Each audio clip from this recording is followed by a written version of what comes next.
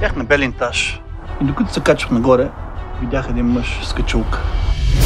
Седеше на самият ръб на скалата. Тати! Какво има съкровище? Искам пак да живеем тримата с тати. Приятно ми е, аз съм Елена и съм тук по покана на Роси. Тези практики ни учат да помагаме на себе си, на другите и да се обичаме повече. Готова съм да чуя. Дълбочината не е в това, което виждаме. Тя е в невидимото.